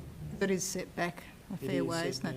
Yeah. So this is for hotel accommodation rather than residential? That's correct. That's correct. 68, I think, rooms. Mm. Hotel rooms. And commercial at the bottom? Well, it's the foyer for the cabaret. And I couldn't quite pick up, through you, Chair, on the car stacker. So I think I read 21 parking spaces and a stacker. And on looking from a ground perspective, there seem to be 3 or 4 parking spaces and a turntable. So I assume each stacker contains 7 cars. 3 stacks of 7. Look, I'm not sure of the actual configuration, but it is, set back, and it takes up. Is that for staff parking or for guests? It would be primarily for guests. doesn't seem to be enough, does it? Well, other hotels don't have any. Yeah, no, I know. Yeah. You're not required to provide them. And can I just have a look up the laneway just to see how that looks, because the laneway will be utilised by both this project and the other accommodation. So there you go. And they've got a stacker as well, I think, in that new proposal. Yeah. So it seems like there's a bit of a car stacking industry growing in Hobart. Japanese. So that's the access for both developments, is it? Yeah. Yeah. I'm not sure whether that's It rises a fair, it's quite steep through there. So they'll drive, as I understand, they drive up the driveway and then go down again when they get to the top. Or into the car stacker, I should say, which actually, now I get it. The car stacker takes them down. Yeah. Okay. And then is there a heritage sort of set of buildings sort of west of there? Yeah. On the corner. Mm. And on the other side, as far as I'm aware. East as well. Oh, so, Both sides. oh, not on the other side is what I was thinking of, the nice old sort of red brick places. Can you go to the other side? Thank you. No, yep. Ah, that one, yeah, right. So that's quite significant, is it, or? Sorry. Yeah, look, I think... Got a representation. Certainly on the bottom side, I was of the understanding it was on the top side as well. Just bear with me. Need to confirm that. While you're confirming, through you, Chair, I think what impresses me with this is that first block is set back from both the side and the front, as is the top tower as well. So you've got a much better outcome than the previous one, which was a solid wall, there was no articulation in the facade there. Which here you've got 1, 2, 3 step backs.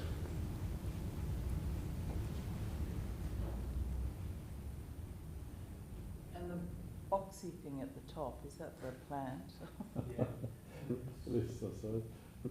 That's for the pigeons. I thought it was, so there's a rooftop garden and the plant was kind of at one end, I thought, but it looks like it's most of the top of that building. Probably 3 to 4 metres. It's got battens, no. If they're painted with clouds on them, it might be invisible. So the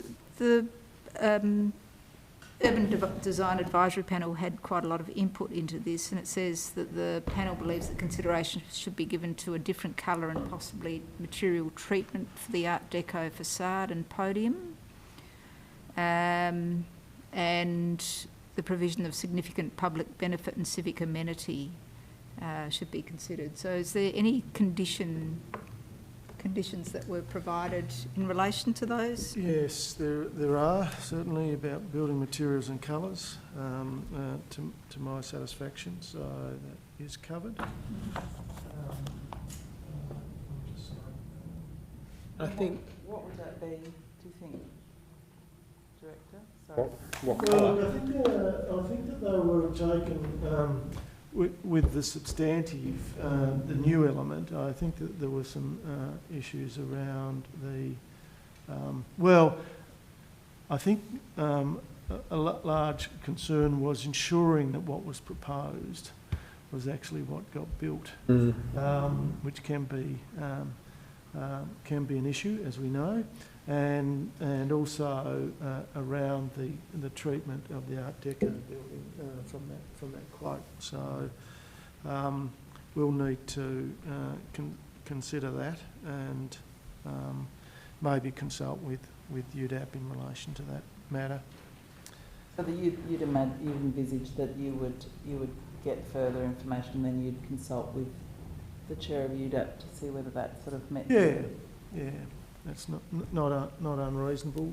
Wanted to understand what those issues were, but my understanding was that they did like the treatment of the new building, and wanting to make sure that was. But that said, they could build the old building if they chose. Well, they could, but I don't think it's. I think the ownership's changed, hasn't it? And it's a different use. Yeah. And what the second part that you asked about the public benefit elements, what was the other one? What are they going to contribute to the public art within the foyer area, which is publicly accessible. Yeah, no, I did appreciate that. Yep. We get more bike parking out of this as well? Well, we've got 4, I think, publicly accessible, and has the suggestion by one of the representatives that they be a little wider, a little more generous, so that you can get things like e-bikes there as well? Yeah, look, I mean, we could include that as advice. The adjacent heritage property is 126 Murray Street, which is 126, which is interesting that that's 126. Would that be across the road? No, it's the one on the corner, isn't it? Yeah, it's the corner. Between the former ambulance station at 129 Bathurst Street, which it is directly to adjust back from the roadside. So it's the corner. Yeah. Yeah, corner one. Well, Chair, look, I'm much more pleased with this one than the previous building, so I'm happy to move the recommendation for approval. some of those additions. Yeah, and I think the additional bike parking is advice, with larger and more potential bike parking, worded appropriately. Lord Mayor? Is it possible for the public benefit to include like a street tree in there, near their... Look, it's, they've nominated the public art at this point in time. Not enough space there, is there, for a tree? Well, not sure. The park is pretty... Well, they have got multiple gardens. Establish whether it's possible or not, but you could include that as advice. But I think the objective is to provide green space throughout the building on multiple levels. That's not the public benefit, I just thought... Well, the bars will be. There'll be cafes and restaurants there, I imagine, too. I'm sure they're open to the public, yeah. Yeah, it's just one of our streets that's got very little greenery, so there might be public benefit if they would be willing to consider it. And I know the designers are very thoughtful sort of designers. So Would I add that as advice, Councillor Harvey? Yeah, put it in. Look, I'd say it is a fairly narrow footpath, so it would have to be out on the within the car park, on-street car parking. So I'm not sure what the limitations are there, but and certainly as advice, it can be considered, and whether it's possible or not. Okay. And I guess that raises the issue of, through you, Chair, of the drop-off and pick-up area for the hotel, which I didn't catch in the report, but I assume that would have to be done to someone's satisfaction. Yeah, that's right. There's a valet parking arrangement will be in place for the car parking. To the side, isn't it? Yes. That's to take them to the stacker. Yeah. And but a taxi rank and things like that, I imagine there'd be multiple opportunities in the area, if not out the front. Yeah, that's right. All right. Okay, so I'll put that motion with a few additions. For approval, yeah. For approval. Yep. Those in favour? All right. Those against? Items carried, and that goes to council, isn't it? Yep. All right, thank you. Yep. All right, thank you. So we'll now move to, because we have a couple of people here in relation to Brinsmead Road, 7.1.2. Thanks for your patience. So we're back to the original agenda. So I'll open the item for discussion. Any points or any points of clarification to be made in relation to this application? Happy to move the recommendation. Thank you. Happy to support it. Yep. I'm just curious about the water course and protection of that. Can we have some advice on that, please? I mean, I know there are some conditions in relation to the stormwater, but yeah. So it's look, I understand. Well, clearly, it's a water course that is already crossed, but I think there's some improvement in that crossing. But there are conditions there. I don't know, Ms. Avey, whether...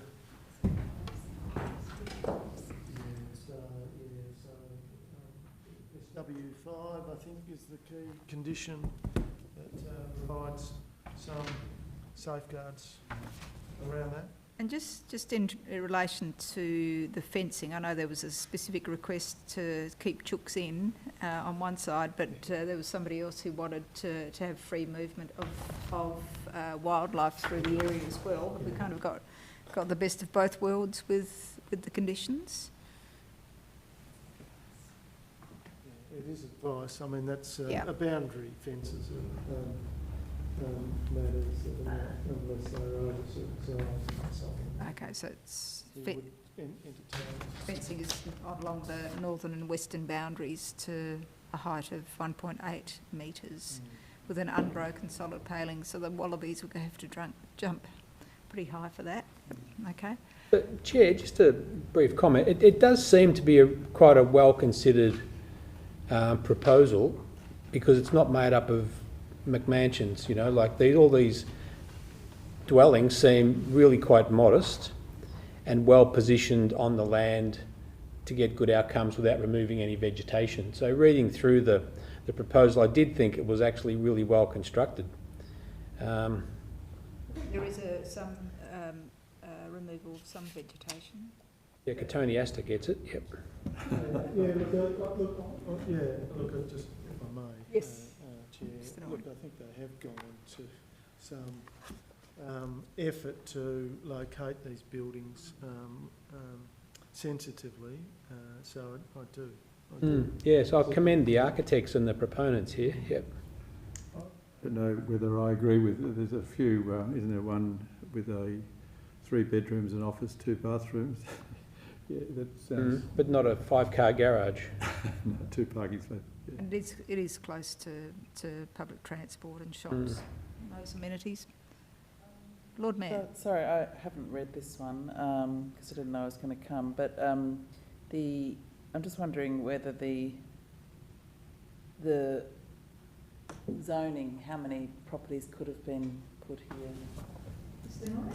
Oh, I'd have to take that on notice. 1,500 square metres. So, sorry, I do recall that now. So, under the acceptable solution, it would be 1 less than what's being proposed at the moment. So there is a density discretion, but it's only a fairly minor discretion. How is that different to that one up in Romilly Street? Is it just different zoning on Mount Stewart, on Mount Nelson? Well, we did an assessment of what the again the acceptable the performance criteria, and the performance criteria talks about what's consistent within the area, and what's consistent in the area is a density of around 1 dwelling per 650 square metres. So it's certainly less than what's prevailing within the area. And this is low density residential zone. That's correct. Rather than general inner residential. City, or general residential. All right. If there are no further questions, I'll put the motion. Those in favour, those against. Items carried, and I think that's the decision. It's a committee decision. So that has been carried. Thank you. So we'll move now to 7.1.3, which is 8A Kennelly Street. And you might remember that we did have a bit of a neighbourly dispute in relation to boundary dwellings or studies. So this has come back to us. Thank you. Thanks. So I'll open the item for discussion. Any questions of Mr. Noy? I have a question. Is this a civil matter at the moment, Mr. Noy, or is it still like I noticed that there has been some discussions and there has to be landowner consent from 8 Mellifont. Is that likely to occur? Maybe I'll hand over to Ms. Aby. Thank you, Chair. Both of the parties, the applicant and the neighbour, are legally represented, and they have, as I understand it, reached an agreement. I wasn't provided with any other details of the nature of that agreement, other than to say that the neighbour indicatively withdrew their representation because they are now agreed on all matters relating to this particular application. Happy to move the recommendation. Yeah. All right. Further discussion? No further discussion? Quickly. I'll put that. Those in favour? Aye. Those against? Items carried. Right, so I think those are all the planning matters. We go now to reports. 8.1 is planning statistics report, 1st of March, and you can see that we're rolling along with applications. Thanks, Councillor Harvey. Any discussion? If not, I'll put that. Those in favour? Those against? Items carried. Building statistics is 8.2. Councillor Dutty, you're moving that. Thank you. Discussion? No discussion. I'll put that. Those in favour? Those against? Items carried. 8.3 is delegated decision report. Councillor Dutty, like you're at an auction. Those in favour? Very few bidders. Those against? Items carried. Item 8.4 is City Planning Advertising Report. Ms Aby, do we have anything of note coming before? There are a number of matters which will come to the committee. The first is 76 Liverpool Street, which are signs by the National Australia Bank extending into the mall.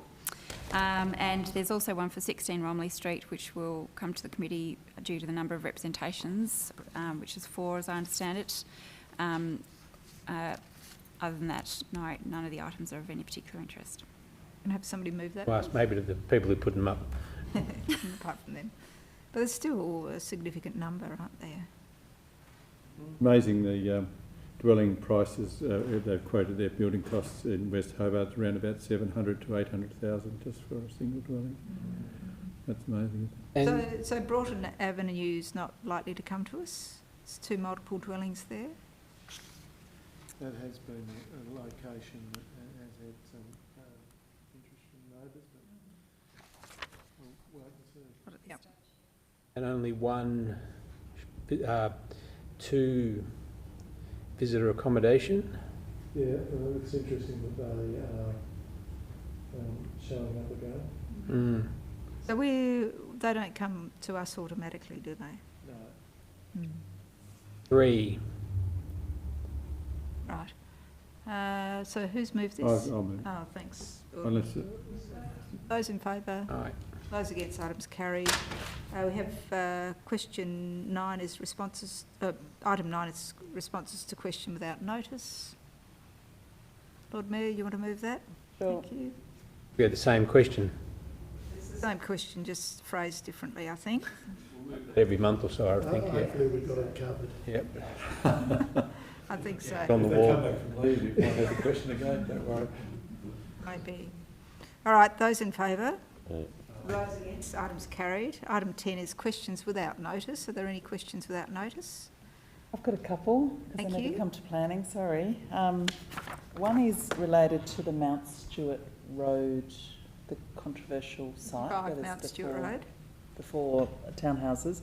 I recall there was a condition placed on that development to plant 2 sort of fairly mature trees of a similar size, sorry, not similar size, a similar species to the ones that were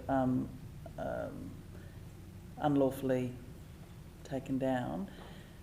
Is that actually, just driving past, I can't see where they're going to go, but is someone keeping an eye on that? I'll take that on notice, yeah. And I think there was there not a memo that went out about 50, or was it just my question to you directly? Yes, that's correct. Yep. About the trees? No, it was more about what sort of action was occurring in relation to that, so perhaps we can circulate that as well. The other question relates to a very, what I found a very helpful letter from Mr Neil Shepherd on the 5th of March to elected members, which talked about some of the challenges that they had faced as representors. And I've got to say, yeah, there's been quite a number of representors over the years that have expressed similar frustrations when it gets into the tribunal. So my question is, there were 3 suggested solutions to council policy to perhaps make the process a little bit easier or fairer or more transparent. Is there any way that we could consider those recommendations, or will there be some sort of way that will come to council, or would I need to move it as a motion to request a report on it? Because we are preparing a response to those suggestions, and we will provide a response, a formal response to your question and those matters. But that'll come not as just a response to the question. It'll come as some sort of report to the planning committee, or. But take that one on notice. Okay. And my final one is, can the director outline if there are Australian examples of planning schemes with urban design guidelines embedded in them? Thank you. Any further questions? Councillor Harvey, don't make it up as you go along. No, you'll have to remind me what it is, though. We discussed the question on Saturday, and now it's escaped me and I didn't bring my bit of paper. No, look, I can't tell you what that was. So we'll have to leave that for next time. We'll have to leave till next time. But I do have a question. Director, could you please provide advice as to which areas of Hobart have the greatest residential density presently and what that might be in broad terms? I'll take that one on notice. Thank you. But happy to provide something. Thank you. We have got that information. All right. Can I have a motion to Yes. move into close or Yes. close this meeting? Thank you, Alderman Briscoe. Agenda close is so full. Those in favour, those against, items carried. And thank you for listening.